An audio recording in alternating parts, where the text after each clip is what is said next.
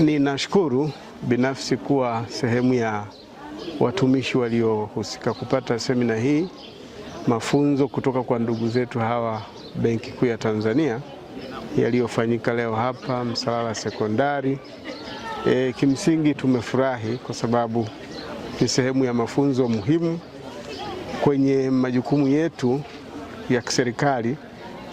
Tuna kipato ambacho tunakipata, kipato cha uhakika kwa maana ya mshahara, lakini pia vipato vingine ambavyo sasa wamejaribu kutuwezesha elimu ya kutusaidia walau tunaweza kuwekeza katika maeneo tofauti tofauti kutokana na ufinyu wa muda ambao tunakuwepo nao katika majukumu yetu ya kila siku.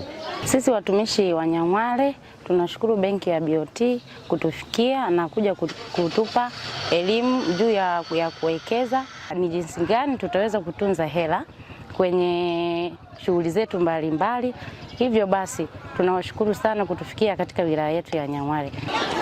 Kwanza awali yote nishukuru kwa kupata hawa wataalamu kutoka Benki Kuu ya Tanzania tawi la Mwanza, ambao wamekuja kwa ajili ya kuwawezesha kuonyesha fursa zilizopo katika taasisi za kifedha kwa watumishi wa umma, kwa wastaafu na wale wastaafu watarajiwa, wajue fursa za masuala ya kifedha zinapatikana wapi, masharti yake yakoje na zikoje. Kwa hiyo kwa kweli ni semina ambayo imekuwa ni nzuri, yenye kupendeza, na tunategemea matokeo yake yatakuwa ni mazuri. Kama ambavyo umeona, tumeanza na watumishi wa umma. Makundi yanayofuata sasa ni wafanyabiashara pamoja na watu waliofanya shughuli za madini na maeneo mengine. Na washauri fursa hii, najua kuanzia kesho kwenda kesho kutwa ni siku yao, waje kwa wingi wapate kujua hizi fursa zikoje na zinapatikanaje na masharti yake yakoje, na kiukweli watafurahia sana.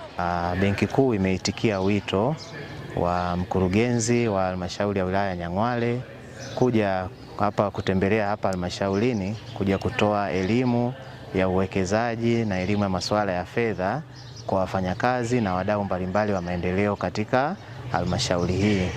Na lengo letu ni kutoa elimu kwa wafanyakazi wote wa halmashauri ya wilaya ya Nyang'hwale, lakini pia tunatoa elimu kwa wachimbaji wadogo wadogo walioko maeneo ya wilaya ya halmashauri ya wilaya ya Nyang'hwale, lakini na mwisho pia tunatarajia kutoa elimu hii kwa wakulima na wavuvi ambao nao pia wanapatikana katika halmashauri hii hapa.